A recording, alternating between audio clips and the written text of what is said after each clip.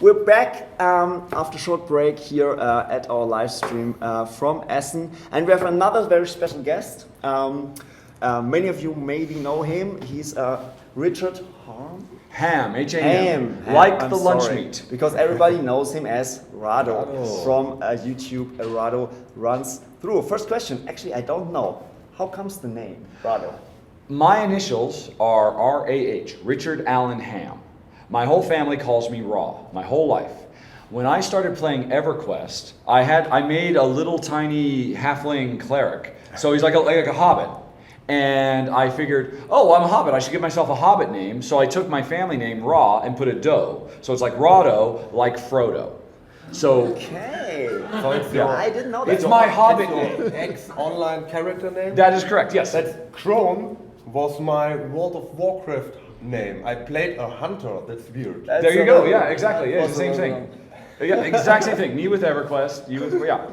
Really cool. So very cool, very cool. So, yeah, you're here not the first time. How often you were here? Yeah, last year you were here. Oh yeah, this is like, it's either my 4th or my 5th Essen. Because did you find it? Yeah, they keep it safe for you. Every single Your games are safe. Yes. This guy comes and grabs me and said, you must go, live show now. And I go, okay. And I walked away from all my games. I just left them on the side of the hall. Yeah, it's so important. Yes, well, but we're here now. The games are safe. I can relax. Some people may don't know you can relax. Okay. Yes, I'm sorry, what was the question? The question was, some people, you're an American, of course. I am. But actually, you're not living in America. I am American-British. Oh, okay, I have a dual passport. Sorry. I'm a man of the world. Yes, and you don't live in the States, you live in Malta. That's so correct, it's yes. actually easier to visit Essen than Gen Con. Not this year, it wasn't. Yeah. So you come here, and also your wife. So maybe you can talk a little bit about your activities here. You have a own booth? Well, my wife is a glass artist. You can check out her work at www.jennifer.net, although that's spelled Jennifer.net. She spells her name weird. I don't know why. Well, actually, I do know why, but that's a whole nother story. But anyway, yeah. So she, for the last couple of years, she started making glass gamer pieces, little, player pawns and whatnot. Yeah, cool. Yeah, they're really, really nice. And she sells them online through Etsy. And I'm friends with the lead guy of Ludi Creations, and we were chatting, and he said, well, hey, you know what, we've got extra space in our booth if your wife would like to come and sell. And so you slip in with and she's had an absolutely fantastic time. She's loving it. Obviously there's a lot of Rahdo Runs Through fans here who come to talk to her, but she's got a lot of fans. She didn't realize. Okay. She's been told many, many times she should appear in videos more. People have been telling her this nonstop. Didn't you crowdfund something that it was a stretch goal to have videos with her? Yes, yeah. And people want that. Yes, apparently. Well, it's for the first, it was very tough for her. She's not comfortable in front of the camera. I've been in front of the camera for years and years and years, but for her it was very, very tough. And she didn't want to appear. When she appeared, she didn't want to have to talk. She didn't want to have to think on the fly. But the more she does it, the better she's getting at it. Well, ironically, it's that she is in your videos all the time because you play her when you run through your games. You always do the 2-player versions of the game, and you play your part and then Jen's part. Yep. So, do you actually play her as she plays herself? You are Jen. You are all my Jen. Yeah. So because I asked because this guy has a hard time with his wife when we're playing. She always wins. My the wife weirdest always tactics. wins. I hear that nonstop. I used to think, it's just a coincidence, but I have a lot of anecdotal evidence that proves it's not just a coincidence. In complete luck games, she also wins. It doesn't matter if it's strategy or tactic or just roll one dice. She always rolls a 6. Well, okay. Is that anecdotal, or have you done your stats? Have you recorded plays? Because I've done that. And, Jen wins roughly 65% of our games, give or take. That's a pretty big margin of error. Yeah. Now that either means I'm stupid, or it means the ladies are really, really smart, which I choose to think the latter. Yeah. And I was just smart enough to marry her. basically. I don't know how this works because it's the most frustrating is like when I don't know the rules exactly. You need another player. I just play. You know the game, no problem, and she wins. Yeah, and sometimes sometimes she has crying kids sitting on her, and she's making don't listen to the rules. What's happening here? And they come to the point, you win again, and we are thinking, and she just okay, I might. Well, to be honest, it's not always. That is not my experience. My experience is, you just described me. Okay, boom. Okay, and now it's her turn. Okay, honey, I'll be back in 5 minutes. I'll read the book. I'll crack the note. Yeah, she is the AP. Well, she loves to think through everything. That's why she loves board games so much, because they give her something she can control, she can plan, she can execute on that plan, and it's very, very fun and satisfying. Her entire family are accountants. Her father was a professor of accounting. Her sister is a high-level accountant, like, is it eBay or Google? One of those. And, she was supposed to go into the family business, but she's an artist. No. She makes glass art, she does graphic design, she does websites. But then we discovered board games and, oh yeah, she's got it in her blood. Yeah. She's really an accountant too. She's just an artist accountant. So let's talk about the show. Of course, everybody's asking us, and probably you, what are the hottest games? What did you saw? What caught your eye? But we asked as well, what did caught your eye? I ask you, what caught your eye? No. They don't understand. You don't know what it's like to be here. All these people know. They're everywhere you look. There's amazing things. The Board Game Geek has their hotness, and there's we have our hotness. What I can't say any particular game, but what I've noticed is I've noticed a few games that I think to me are really interesting because they kind of indicate sort of a trend. Okay. And I'm thinking specifically of And Then We Held Hands, Pursuit of Happiness, and the third one. I just played it this morning. I could look it up on my phone, I think. I'm going to be really sad if I don't remember the name of it. It's live footage, live video. Something of Love.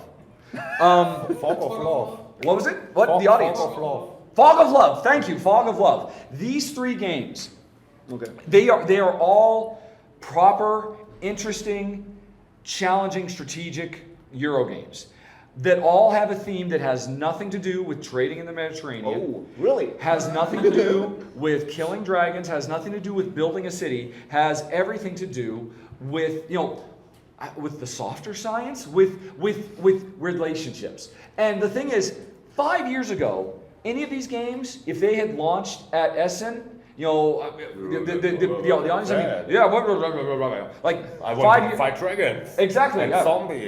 Pret-a-Porter.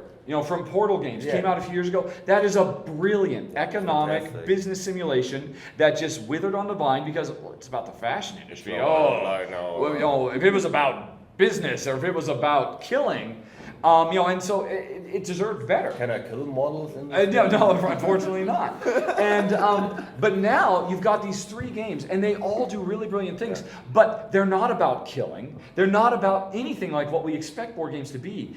And the fact that all three of them are kind of lightning in a bottle. They're all, I believe, if they haven't already, they're about to sell out of And Then We Held Hands. Fog of Love, when I was playing it this morning, it blew my mind. Putting aside the fact that, it's got this really cool theme that is about you and me developing a relationship, falling in love. It's this it's a romantic comedy, the board game. And so that's cool because I think it means our industry is growing.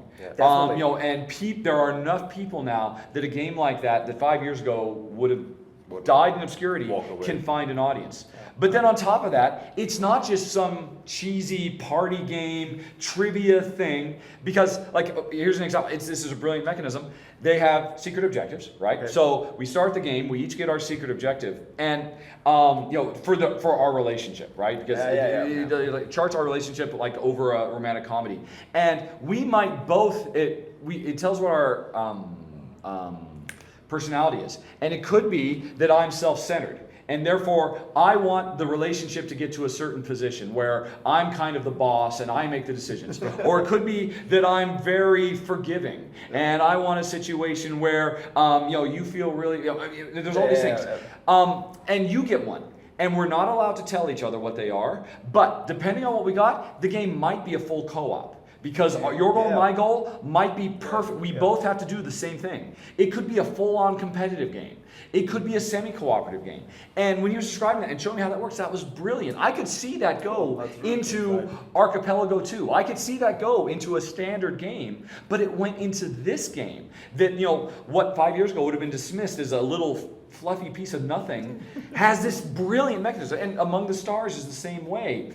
You know, and Pursuit of Happiness is a game all about living a well-rounded, happy life from baby to old age. That's the theme of the game, but it's a really strong worker placement game. Cool.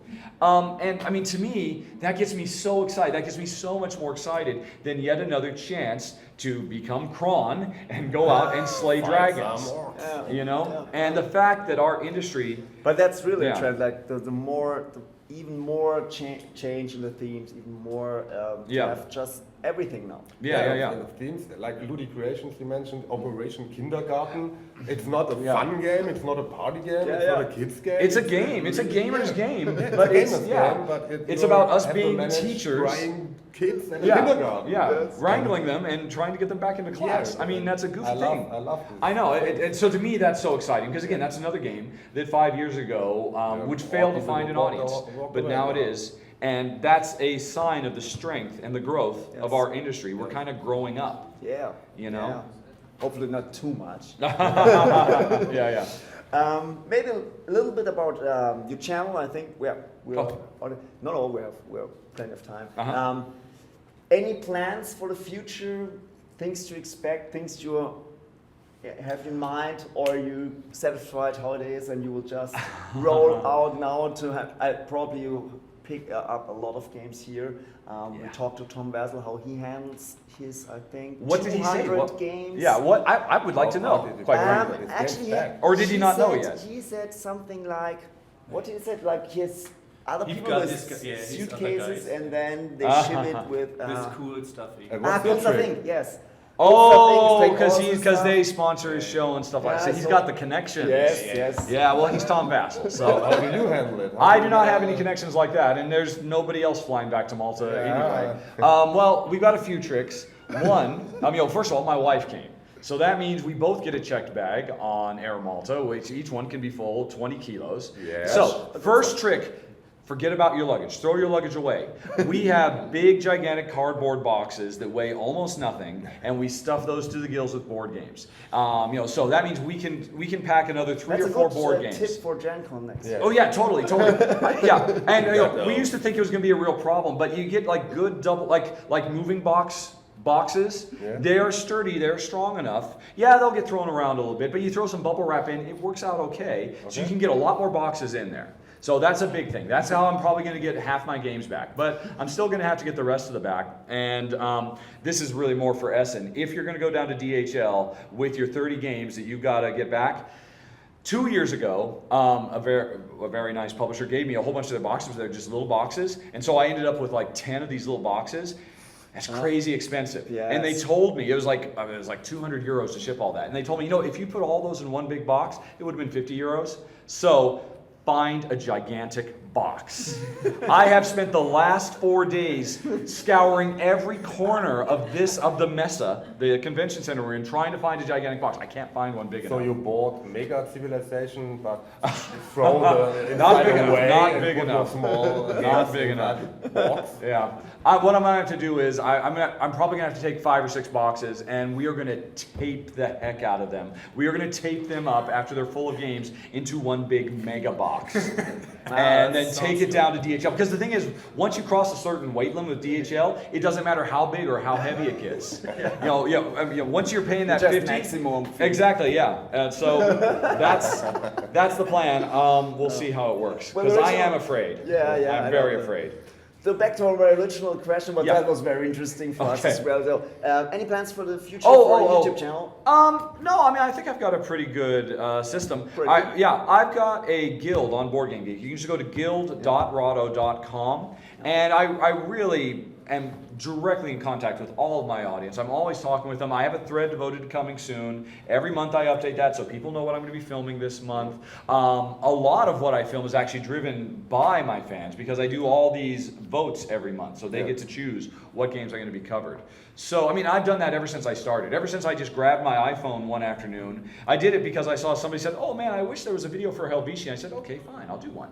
And then I said, oh, I'll do another, but which one should I do? So I made a vote, and that's what I've just always done. So you ask me what's coming, I don't know. That's up to the fans. No, I was more thinking about maybe new kind of things. I think you started also live streaming once. Yes, with, I've done two of them now. A good friend of us is actually Bernd Eisenstein. That I know of, because it's from Berlin, and we kind of the same cafe we meet sometimes. So he told us, Peloponnese card game is live with Rahdo. Yes, yeah. No, and that was not just regular. That was a crazy one because that was Peloponnese with every promo, every expansion played at the same time live, and it was crazy. So that is something we started doing. My wife and I, we are planning to do one of those every other month. So we're going to do 6 of them over the year. Jen has now committed to doing one video every month with whatever game just makes sense. Normally she does games that I can't do by myself. You know, like real-time games, dexterity games. Plus she's still getting used to getting on camera. So those work out really well. I also started a podcast. I've done 5 episodes now. You can find that at podcast.rahdo.com.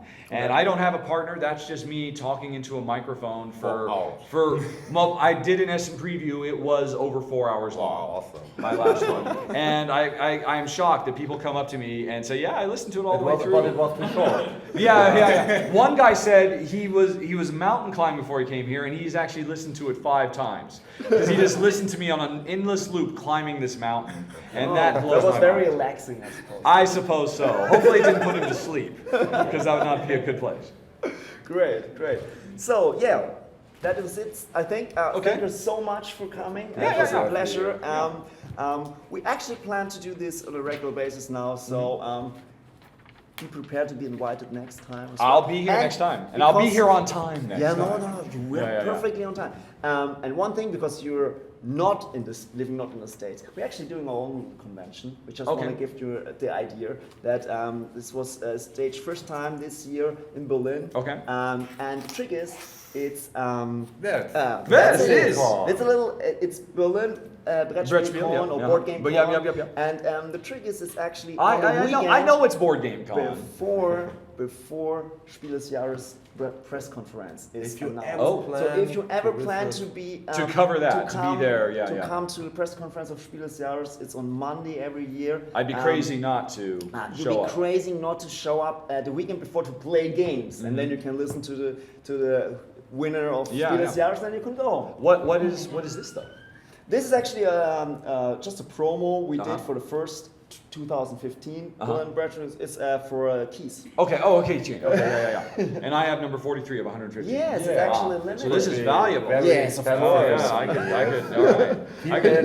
It's one. Actually, our guy Alex did that. So we just want to get to know that, and then we wish you a very pleasant flight home. Thank you. It has to be better than coming. We cross fingers for your luggage because actually we had a lot of bad luck with our luggage. So heavy overload, we pay a lot of, we pay how the games have to come back, and then we arrived 60-hour flight, we're back in Berlin, and check out the luggage, and we stand there, there's no luggage. No luggage. Yeah. It was 4 horrible days. Oh really? It wasn't just like on the next flight. No. It was like they completely disappeared. I thought it's gone forever. I cried 4 days. All the my games wife, no, it will come. And, no way, they are lost forever. Some guy in London has now 50 board games. Yep. But then they showed up. Wow. Did you have to go back to the airport to pick them up? Yeah, or we tried. No, they delivered it. But we were there, but the next day you again, where's our luggage? We don't know. You didn't find it in 24 hours? No, it's somewhere in London, maybe. So you said, book me a flight to London, I will find them myself. I find them. I run through all the hangars and airport. It was a terrible experience. It was horrible. But with a good end. Happy end. Yes, happy endings. So, thanks again for coming, and till next year. Yeah, Or thanks till, for having me on. Until Brettspielcon. Yes, 2016. would be very awesome. I speak nur ein bisschen. I know Brettspiel. Yeah.